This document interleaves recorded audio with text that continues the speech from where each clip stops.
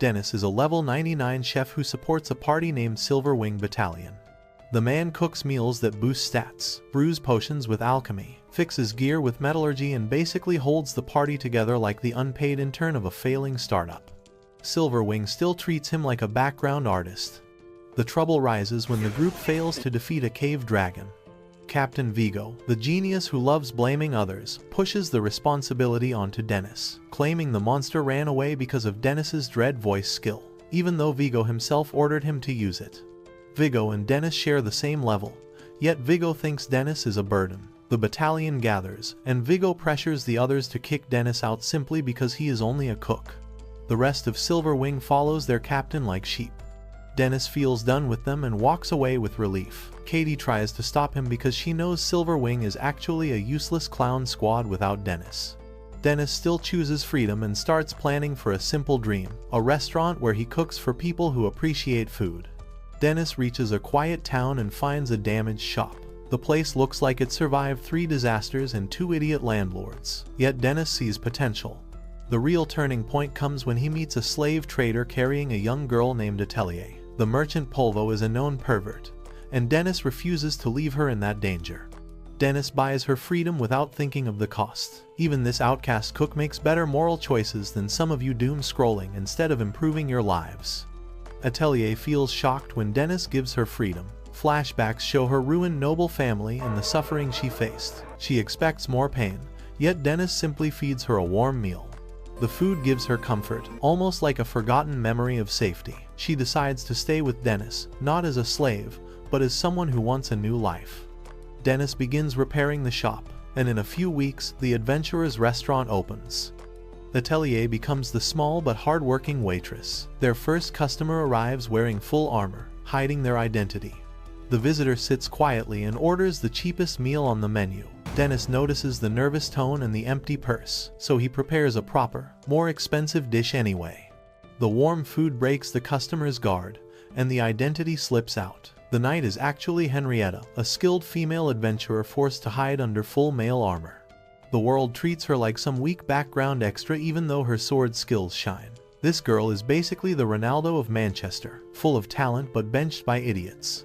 Henrietta explains how her all-male party threw her out only because she is a woman. Dennis listens, thinking this world runs on prehistoric stupidity. Dennis later walks around town and asks other adventurers for leads. A small all-male group seems willing to hire a swordsman without caring about appearance, so he recommends them to Henrietta. She feels hopeful, like she finally gets a fresh start. Rumors begin spreading soon after about a dark pattern in some male adventuring groups. The whispers speak of parties that recruit women only to take them deep into dungeons, attack them, then abandon them to monsters. Dennis hears this and worries. The thought of Henrietta joining the wrong group hits him like a bad memory. Henrietta, meanwhile, finishes a long day of monster slaying with her new team. The men praise her skills, but the kindness fades once exhaustion slows her steps. A sudden magic blast paralyzes her. The mage stands over her with a cold expression, revealing their real intentions. The party never respected female warriors. They only waited for the right moment to harm her. Dennis arrives like a storm, wearing a paper bag mask and holding twin meat cleavers. The man looks like a grocery store Batman, but 10 times more terrifying. The rapists fall quickly because a level 99 chef with weapons is not something amateurs can face. Even you, reading this, probably would not last 3 seconds against him. Henrietta later wakes inside the Adventurers Guild with no memory of her rescue. The criminals have already been arrested. Dennis returns to his restaurant and quietly opens after closing it for 2 days. Henrietta visits again and notices the way Dennis moves, the small details matching the paper bag man. The truth almost comes out, but just then a new customer walks in and interrupts the moment. Henrietta grows comfortable enough to stop hiding under heavy male armor. Dennis tells her she can be herself as an adventurer, then casually reminds her that a restaurant is not a charity, so she must start paying for meals. The poor girl realizes being a strong warrior does not protect her from basic bills. A new problem walks in when Vivia Strange enters the restaurant. He complains loudly about all local adventurers being inferior, which tells Dennis everything. Anyone who insults everyone around them usually gets kicked from their own party first. This man has the ego of a K-drama villain with the power level of a background extra. Vivia eventually joins the Night Mist party for a job on the 5th floor of the labyrinth. Dennis feels uneasy because Vivia is too weak to handle that floor. A small conversation with 2 Night Mist members reveals something cruel. They left Vivia alone on the 5th floor to test if he can survive, treating him like a disposable tool. The thought annoys Dennis, who knows stupidity mixed with arrogance only gets people killed. Inside the labyrinth, Vivia runs from goblins, panicking so much he forgets every spell he ever learned. He is saved by a young adventurer named Cynthia, who explains her own team abandoned her. Their shared suffering makes Vivia realize he has lived like an arrogant idiot for too long. He tries to help her escape, drawing the goblins toward himself to buy time for her. Dennis arrives in time to save him and scolds him for his foolishness. Vivia rushes back to find Cynthia, believing he can help her escape too. A horrible truth waits in a deep hole. Only her skeleton remains. Vivia stands frozen as he understands Cynthia was never alive. At the guild, Dennis explains lost adventurers sometimes leave behind spirits that appear to guide new wanderers. Information from the guild reveals Cynthia went missing 13 years ago, abandoned by her party exactly like Vivia was. The realization shatters whatever pride he has left. Dennis helps him make a grave outside the labyrinth. A quiet burial brings Cynthia peace at last. Vivia, crushed and ashamed, promises to visit her grave whenever he can. The boy vows to become a real wizard who rescues lost adventurers, not a loudmouth who pretends to be strong. The man finally stops acting like a discount version of Potter and starts growing up. Night Mist member Bachel moves like someone carrying the whole team on her back. The lazy members push every job onto her, treating her like a living tool. Hunger finally pushes her to Dennis's restaurant, where the warm food and calm atmosphere remind her how miserable she has become. Atelier quietly hopes Dennis can save her, but Dennis explains that happiness becomes stronger when someone fights for it themselves. The truth hits harder than you spanking your girl. A quest brings Bachel into trouble. She rescues a senior adventurer, only to be blamed for embarrassing him. The humiliation breaks her remaining pride. Thoughts twist inside her head until she climbs the tall clock tower, ready to jump. Henrietta and Vivia manage to catch her in time, pulling her away from the fall. Dennis meets Hopper, the leader of Night Mist, and learns the real reason behind Bachel's suffering. Hopper tricked her into signing an employment contract that lets him work her like a slave. The man talks proudly, showing the confidence of a budget villain from a low-rated fantasy anime who thinks paperwork equals power. Atelier later sits with Bachel and admits she once considered ending her life to escape slavery. A flashback shows the cruel days before Dennis saved her. She explains she found hope again after meeting him, but she still says the choice belongs to Bachel alone. The moment becomes heavy, but the honesty gives Bachel a small spark of strength. Dennis and Hopper continue their tense conversation until Katie bursts into the restaurant. Hopper recognizes her as Silverwing's vice captain, and panic spreads across his face. Katie accidentally reveals Dennis's past as a former Silverwing member and nearly her boyfriend. Hopper freezes like he just saw Sukuna behind Dennis. He burns Bachel's contract instantly and runs away with his men, desperate to avoid angering someone with Dennis's reputation. Henrietta and Vivia stand there speechless, shocked that Dennis casually talks to someone as famous as Katie. They look at him like he is some hidden legend, pretending to be a simple cook. Bachel returns to Dennis' counter with a calmer expression. The weight on her shoulders lifts for the first time in years. Dennis serves her another meal, and she finally tastes food without misery, sitting beside her. Katie arrives with trouble written all over her face. She explains Silverwing has begun failing quests non-stop since Dennis left. The group moves like a headless team of budget Zorros, getting lost in their own incompetence. Dennis still refuses to return, and Vigo refuses to admit he needs him. Two stubborn idiots create one big mess. The restaurant grows busier, so Dennis hires Bachel as a second waitress. She works with real energy now that she is free, almost like Asta after drinking 10 cups of magic juice. Henrietta, unfortunately, keeps eating more than she can afford. Her food bill climbs so high, she fears Dennis might stop feeding her. Vivia walks in during a quiet moment, and Dennis shares a new fear. He thinks Atelier might have a boyfriend after seeing her talk to a boy recently. Panic settles in his heart like he is some overprotective dad from a drama. Atelier leaves for shopping, so Dennis drags Vivia into a stealth mission. Both trail her through town like two low-rank ninjas, pretending to be in Naruto's ANBU. Atelier meets the same boy again, and Dennis almost faints when she enters a jeweler's shop. He imagines wedding rings, ceremonies, heartbreak, and losing his helper to some random teenager. Henrietta and Bachel learn separate news that Night Mist might be planning revenge on Dennis, adding extra tension. Dennis' spying gets interrupted when he spots a purse thief running through the crowd. He abandons the stakeout to chase the criminal through the streets. The chase ends with Henrietta catching him and scolding him, relieved to discover Dennis is not planning to ban her from the restaurant due to her unpaid bills. The woman almost cries from relief because food means everything to her. Atelier returns home with her shopping bag. The boy who looked suspicious simply works at the jeweler's shop and helped her pick the perfect gift. She reveals a bracelet the same color as Dennis's eyes, something she chose to thank him for saving her life and giving her a home. Dennis feels the biggest wave of relief, like Mob finally calming down before hitting 100%. The mood settles, and later Vigo gets summoned by an important man, hinting that trouble follows him everywhere. Stevens, the old butler of the Workstat family, finally tracks down Atelier. The man arrives with stiff posture and the kind of attitude usually seen in someone who thinks he looks like Goku but actually is Yamcha. He reveals the truth about her bloodline. Atelier belongs to the Workstat family, known as the greatest wizards in the kingdom. Her father, Lord Famez, died, and her uncle Joseph stole her inheritance. The Royal Court of Justice now wants to investigate who the rightful heir is, either Atelier or Joseph. The group travels to the Workstat mansion. The place feels lifeless, like a once great home sucked dry by greedy relatives. Atelier's lawyer, Sestovich, appears and retrieves a blood sample. A strange device confirms Atelier is the daughter of Famez and his wife Eliza. Vivia becomes distracted because he finally learns Dennis' full name is Dennis Blacks. The shock hits him like he just met Gojo's secret cousin. Trouble erupts during the tribunal. The second blood test shows Atelier is Famez's daughter, but not Eliza's. Joseph pretends to act noble while hiding behind fake tears. The court awards him all wealth and status, leaving Atelier only with a collection of Famez's books. The result crushes her, and Stephen stands beside Joseph with a smug face only a true loser can maintain.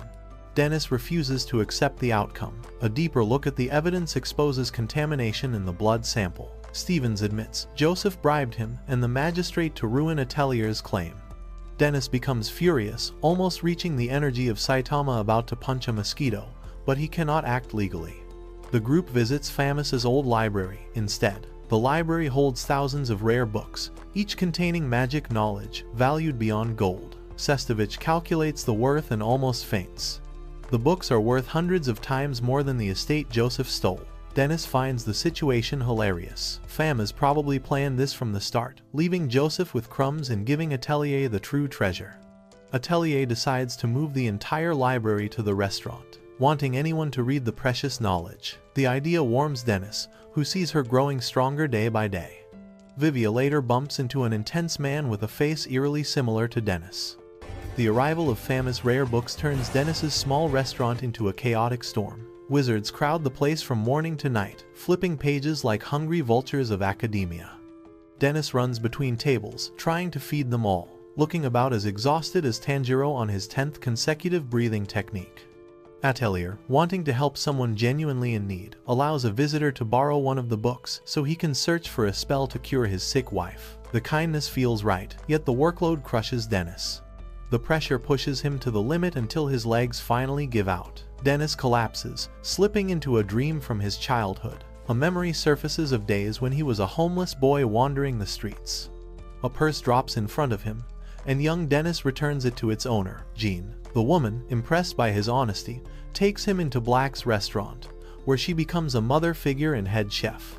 The dream glows gently, showing how Dennis first found warmth in a cold world. Atelier sits beside Dennis in the real world, blaming herself for adding so much stress to his days. She worries she has turned the restaurant into a battlefield of magical nerds.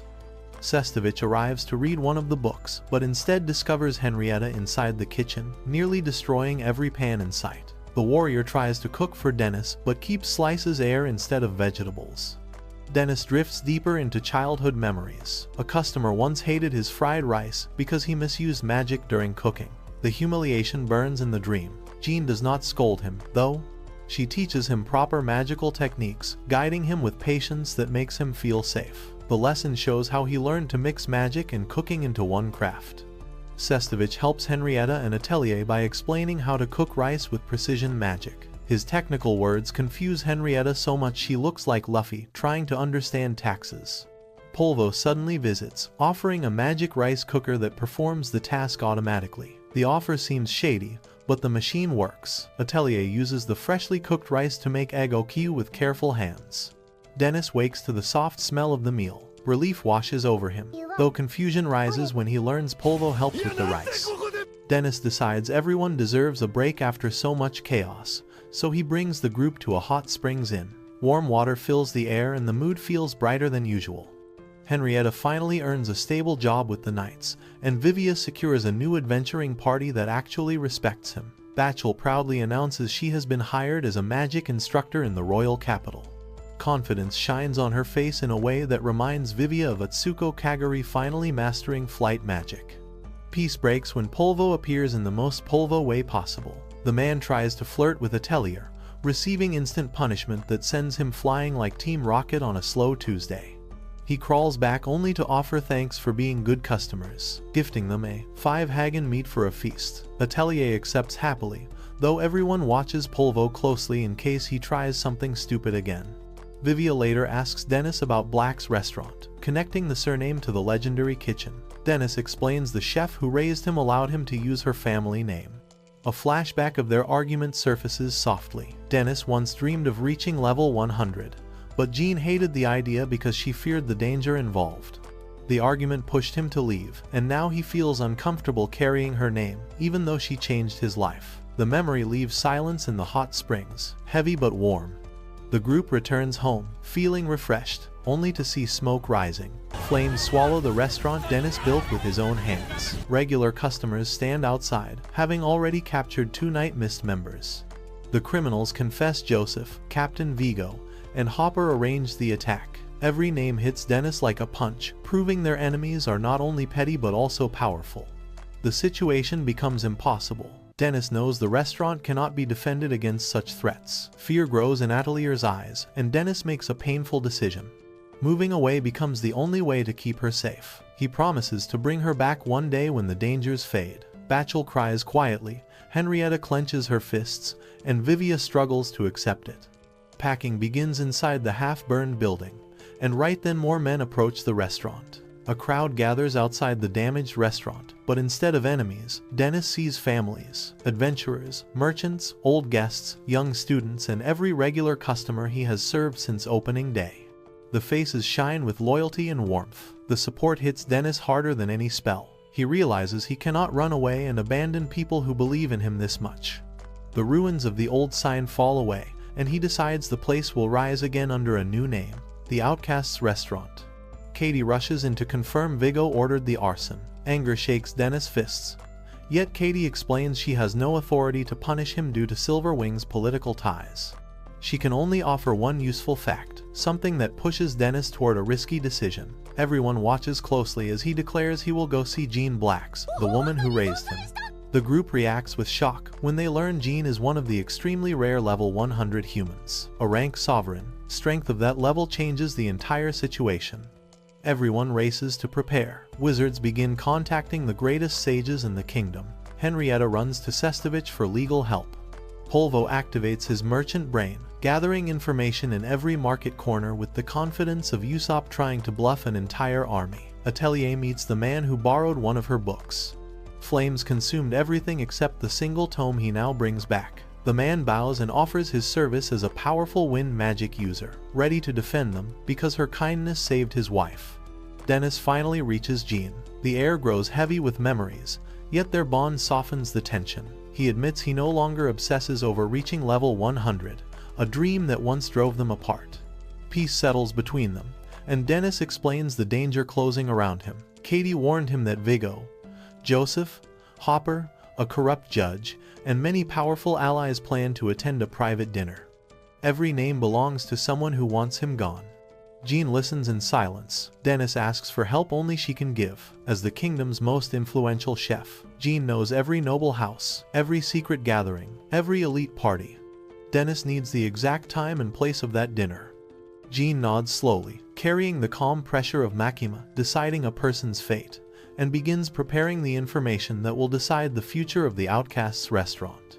Jean hands Dennis the location of the secret dinner along with a strange hint about reaching level 100. The message sounds deep and wise, yet Dennis cannot understand it at all. The man stares at it like Gon trying to read advanced algebra, completely lost. Jean keeps a calm smile, knowing he will understand it someday. A darker story plays out in Vigo's memories. Childhood days show a lonely boy living with a sick brother in a cold mansion. Their mother abandoned them after remarrying, leaving them to fend for themselves. Nobles showered Vigo with pity, but the kindness only fed the inferiority burning inside him. The pressure twisted him until flames swallowed the mansion. Vigo walked away from the fire alone, leaving his bedridden brother behind. The moment becomes the seed of a twisted ambition. Vigo later joined the adventurer group Silver Fang. Captain Gadius trusted him, but trust meant nothing. A secret murder gave Vigo command. The party was renamed Silver Wings, and he recruited strong warriors like Katie to build a power base. Vigo dreamed not of helping the kingdom but of controlling it from the shadows, acting like Light Yagami without the brains to back it up. The secret dinner finally begins. Joseph, Hopper, and a senior judge gather around Vigo, speaking about ruling the kingdom through influence over laws, armies, nobles, and politics. Every word drips with corruption. Vigo listens while plotting something far worse. He plans to kill all three later, then expose their crimes so he can rise as a national hero. A future nobility title, a royal overthrow, an entire empire. His mind races with visions of control. A cold wind shifts when Dennis steps behind them. Dread voice fills the room like Shanks walking onto Marineford, freezing Joseph, Hopper, and the judge. Their bodies shake until their secrets pour out in full confession. Vigo tries to stop them, yet Dennis' presence crushes their resistance. Atelier's wind magic ally stands outside, using a spell to broadcast the entire confession downward. Below them sits Dennis's temporary courtyard restaurant, transformed into a grand banquet. Nobles, elite sages, and the greatest wizards in the kingdom watch every word. The crowd of nobles and mages explodes with anger once the confessions echo across the courtyard. Faces twist with shock at the corruption, but the loudest fury comes when they learn Atelier's priceless books were burned.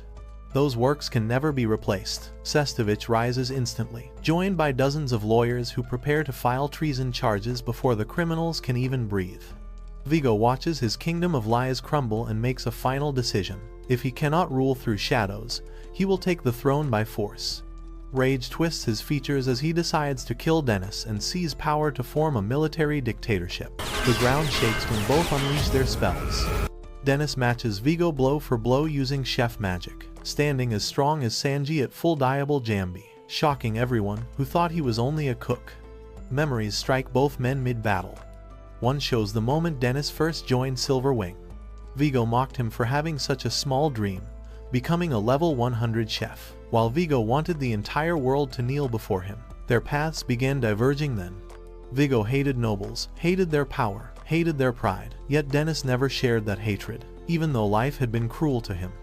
Vigo's anger only grew each year, especially when Dennis refused to fall into the same pit of bitterness. Power surges and Vigo pushes Dennis back. He screams internally that Dennis stands with nobles only because Jean adopted him. The accusation hits Dennis deeper than any spell. A quiet memory of Jean returns, reminding him he had always been too half-hearted to reach level 100. The words sting, yet they also unlock something he never understood. Another softer memory rises. Young Dennis, tasting fried rice made by Jean for the first time. Warmth spreads through his old dream again. That small moment of kindness became the reason he chose cooking. He wanted to give others that same happiness. That was the real seed of his strength. A final memory returns. Jean saying level 100 is not something a person becomes. It is something already inside, waiting to be understood. The meaning finally clicks, and Dennis feels a spark grow into a blaze. Power surges upward, pure and calm. He stands straight, claiming the truth he had hidden from himself. Dennis unlocks the level 100 potential, always resting in his heart. He raises his hand and declares himself the strongest chef, glowing with the confidence of all might, stepping back into the spotlight. Dennis declares Vigo is permanently banned from his restaurant. He activates his level 100 unique skill, Force Shop Exit Strike, and it explodes beneath Vigo and sends him crashing deep into the earth. Dirt flies everywhere, leaving the man buried like a forgotten fossil. Soldiers rush in and arrest every accomplice. Judges, thieves, Hopper, Joseph, everyone who helped Vigo's corruption falls one by one. Katie is named the new captain of Silver Wing. The promotion suits her since she carries real strength, instead of Vigo's fake swagger. She asks Jean how Dennis reached level 100. Jean believes it comes from discovering the reason a person exists. For Dennis, that purpose is simple: protecting his customers from anyone who threatens them. Jean still laughs quietly, admitting forced shop exit strike sounds silly for a chef, like Gordon Ramsay learning Bankai. Far away, Heath hears news of Vigo's defeat. Instead of fear, pride spreads on his face. Dennis's victory does not interfere with his own plans, but it still makes him proud of his brother. The shadow around him hints at something dangerous, like meeting a colder, darker version of Toji Fushiguro. The kingdom begins purging Vigo's entire network. Every noble, judge, and soldier involved in illegal activity is dragged into custody. Joseph is arrested, yet Atelier refuses to lead the Workstat family. Her heart stays with the people who supported her, not with the cold halls of her ruined home. The kingdom's mages gather in large teams to research a restoration spell. They want to rebuild Atelier's burned books, honoring the girl who shared knowledge with the entire nation. Life slowly rebuilds around the Outcast's restaurant. Henrietta continues her work with the knights, swinging her sword with real pride. Bachel becomes a magic instructor, teaching classes with the confidence of someone who survived the worst. Vivia stays focused on his promise to Cynthia, aiming to return one day as a great wizard worthy of her memory. Dennis reopens the Outcast's restaurant and returns to the kitchen with steady hands, while his friends gather around him, filling every seat. And that is it for today. If you enjoyed this recap, don't forget to subscribe, hit the like button and drop your thoughts in the comments. Until next time.